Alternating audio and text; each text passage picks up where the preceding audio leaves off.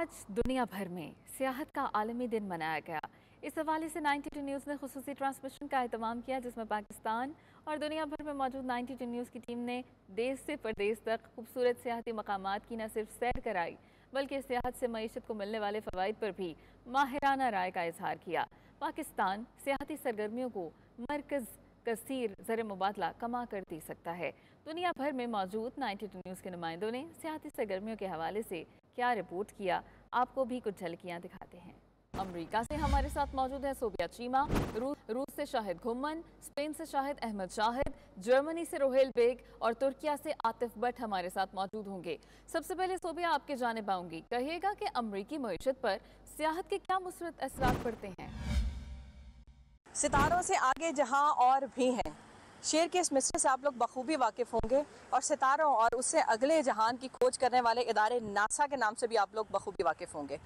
जी बिल्कुल, इस वक्त मैं मौजूद हूँ नासा स्पेस सेंटर ह्यूस्टन में और 2.5 लाख स्क्वायर फुट पर मुश्तमिल ये इदारा 1992 में कायम किया गया, जो कि ना सिर्फ अमेरिका बल्कि दुनिया भर के सियाहों के लिए दिलचस्पी का एक अहम मरकज़ है।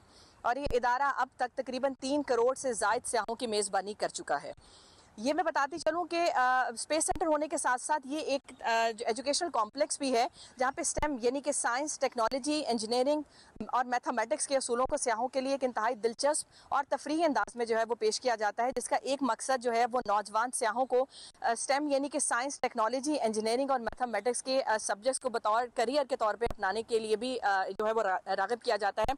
और मैं बताती चलूँ कि इस स्पेस सेंटर में तकरीबन 400 से ज़ायद स्पेस एयरक्राफ्ट रखे गए हैं और इसके अलावा जदीद थिएटर्स भी जो हैं वो इस स्पेस सेंटर का हिस्सा हैं, जिसमें अमेरिका में माजी में होने वाले खलाई मिशंस की जो है वो कामयाबी की रुनमाई की जाती है। इसके अलावा मैं आपको ये भी बताती चलूँ कि यहाँ पर जो है वो मून रॉक्स यानी कि चांद से लाए गए जो पत्थर हैं, उनकी दुनिया की सबसे बड़ी कलेक्शंस भी इस स्पेस सेंटर का जो है वो हिस्सा है। और इसके अलावा यहाँ पे सियाहों को दिखाया जाता है कि एस्ट्रोनॉट यानी कि खलाबाज जो हैं वो किस तरह अपने खलाई मिशन को पूरा करते हैं और नासा इन खलाई मिशन को जो है वो कैसे कंट्रोल करता है। इसके अलावा मैं आपको बताऊँ कि आपने अक्सर देखा होगा कि चांद पे जो है वो खलाबाज उड़ते दिखाई देते हैं, क्योंकि वहाँ पे कशिश शकल यानी कि ग्रेविटी जो है वो ज़ीरो होती है। और यहाँ पर भी जो है वो जो आने वाले सियाह हैं उनको ज़ीरो ग्रेविटी का एक जो है वो कामयाब तजर्बा करवाया जाता है। और इसके अलावा मैं बताऊं कि जहाँ तक इकोनॉमी का ताल्लुक है, तो आप जानते हैं कि सियाहत जो है वो अमेरिका की इकोनॉमी में एक बड़ा हिस्सा जोड़ती है। और जहाँ तक ये नासा स्पेस सेंटर ह्यूस्टन का ताल्लुक है, तो ये तकरीबन सियाहत की मद में सालाना $118 मिलियन जो है वो सियाहत की मद में जनरेट करता है। और इसके अलावा 2016 में बेहतरीन सियाहती मुकाम का भी जो है अवार्ड ये इदारा अपने नाम कर चुका है। जी सोबिया, आप साथ ही मौजूद रहेगा। शाहिद, आप कहिएगा, रूस में कौन सा सियाहती मकाम मशहूर है? जी, मैं इस वक्त रूस के दारुल हुकूमत मास्को के रेड स्क्वायर पर मौजूद हूँ। रेड स्क्वायर सियाहती लिहाज से बड़ी अहमियत का हामिल है, क्योंकि यहाँ पर रूसी सदर व्लादिमीर पुतिन का सदारती दफ्तर क्रेमलिन है। इसके अलावा यहाँ पर मारूफ सेंट बासिल चर्च और इनके अलावा रेड स्क्वायर में स्टेट हिस्टोरिकल म्यूज़ियम भी वाक़ है। रेड स्क्वायर में रूस की सबसे बड़ी परेड के अलावा दीगर बड़े बड़े इवेंट्स भी यहाँ पर मुनक्कद किए जाते हैं। इसके अलावा जो सयाह रूस की सैर के लिए आते हैं वो मास्को के रेड स्क्वायर पर ज़रूर आते हैं। रेड स्क्वायर में मास्को का 0 पॉइंट है, जहाँ पर लोग सिक्का उछाल कर अपनी मन्नत भी मानते हैं। अगर अदादोशुमार की बात की जाए तो रवां साल 7.5 मिलियन के करीब गैर मुल्की अफराद ने रूस का दौरा किया। इनमें सियाहत के साथ साथ कारोबारी अफराद भी शामिल हैं। गुज़श्ता साल रूस को सियाहत की सनत से 573 बिलियन रुबल आमदन हुई थी, जबकि रवां साल ये आमदन 13% बढ़कर 765 बिलियन रुबल हो सकती है। सरकारी अदादोशुमार के मुताबिक इस साल की पहली छमाही में पहले नंबर पर उज़्बेकिस्तान के 17 लाख अफराद ने रूस का दौरा किया, जबकि दूसरे नंबर पर कजाकिस्तान के 14 लाख अफराद, ताजिकिस्तान के 11 लाख अफराद, किर्गिस्तान के 6 लाख अफराद, अबखाज़िया के 4 लाख अफराद, आर्मीनिया के 3 लाख अफराद, चीन के 3.25 लाख अफराद, आज़रबाईजान के 2.5 लाख, बेलारूस के 2.25 लाख, जबकि मंगोलिया के 1.25 लाख अफराद ने रूस का विज़िट किया। इसके अलावा तुर्की, जर्मनी, पोलैंड, मुत्तहिदा अरब अमारात और भारत से भी सियाहों की बड़ी तादाद ने रूस का विज़िट किया। टूर ऑपरेटर्स के मुताबिक इस वक्त मुत्तहिदा अरब अमारात और भारत से बड़ी तादाद में सियाहों की आमद जारी है और आने वाले दिनों में इनकी तादाद में मज़ीद इजाफा होने का इम्कान है। जी ठीक है, आप साथ ही मौजूद रहिए। शाहिद अहमद, आप कहिएगा, स्पेन में आप किस मकाम पर मौजूद हैं और क्या सूरत हाल देख रहे हैं वहाँ पर? जी हाँ, आइए आज हम आपको सैर करवाते हैं बार्सिलोना के खूबसूरत सियाहती मकाम मैरी मैग्नम की। मैरी मैग्नम बार्सिलोना सेंटर के इंतहाई करीब साहिल समंदर पे वाक़े खूबसूरत तफरीही मकाम है, जो न सिर्फ मकामी लोगों की तवज्जो का मरकज है, बल्कि दुनिया भर से आने वाले सयाह यहाँ पे आना जरूरी समझते हैं और बहुत इंजॉय करते हैं।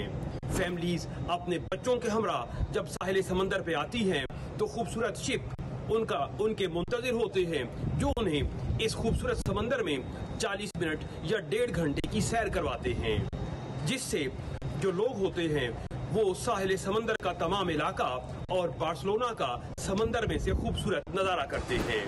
मैरी मैग्नम बार्सिलोना में आने वाले तमाम सयाहों को अपनी तरफ मुतवज्जे किए रखता है। इसकी खूबसूरती, इसकी दिलकशी जहां दिन के टाइम बड़ी खूबसूरत मालूम होती है, वहीं रात के औकात में भी यहाँ पे खूबसूरत लाइटिंग इसके हुस्न को कई गुना खूबसूरत बना देती है। यही वजह है कि न सिर्फ दिन के औकात में बल्कि रात के वक्त में भी यहाँ पे आने वालों का एक तांता बंधा रहता है। जी रोहिल बेग, आपकी जानिब आऊंगी। जर्मनी में सयाह सबसे ज्यादा कहाँ का रुख करते हैं? जी बिल्कुल, मेरे अक़ब में वाक़या इस पुरशिकवा इमारत को दूसरी आलमी जंग में बतौर मिलिट्री कमांड इस्तेमाल किया जाता रहा। दूसरी आलमी जंग में डॉर्टमुंड शहर 98% तबाह और इमारतें खंडात में तब्दील हो गई थी। अब ये इमारत शहर का मरकज़ी सियाहती मुकाम है। इस इमारत को सकाफती वर्से और म्यूज़ियम में तब्दील कर दिया गया है। यहाँ पर बाकायदगी से सकाफती नुमाइशें मुनक्कद की जाती हैं। इसके अलावा रिसर्च वर्क किया जाता है और बच्चों में तख्लीकी सलाहियतें उजागर करने के लिए मुख्तलिफ प्रोग्राम्स मुनक्कद किए जाते हैं। सियाहत के मैदान में जर्मनी को पूरी दुनिया में ख़ास मुकाम हासिल है। 2021 के इदाद शुमार के मुताबिक दुनिया भर से 12 मिलियन सयाहों ने सियाहत की गर्ज से जर्मनी का रुख किया। 2022 के इदाद शुमार के मुताबिक जर्मनी ने महज सियाहत से 32 बिलियन US डॉलर का रेवेन्यू इकट्ठा किया। सियाहत के शोबे में होने वाली तरक्की जर्मनी की मैशत में अहम किरदार अदा करती है। जी रोहिल साथ ही मौजूद रहेगा। आतिफ, आप कहिएगा कि तुर्किया में सियाहत का क्या मकाम है? जी, आज मैं तुर्किया के शहर ब्यूक चकमंजी के इलाके में मौजूद हूँ। आज हम आपको बताएंगे कि टूरिज्म के हवाले से तुर्किया कितनी तरक्की कर रहा है। अगर हम इस साल के अगस्त के एंड तक देखें, 2023 के अगस्त के एंड तक, तो 9.77 मिलियन पीपल ने तुर्किया का रुख किया है और यहाँ आकर उन्होंने सियाहत को प्रमोट भी किया है। देखा जाए तो अगर हम इनके रेवेन्यू की बात करें तो 21.7 बिलियन डॉलर तुर्किया ने इस रेवेन्यू की मद में इकट्ठा किया है।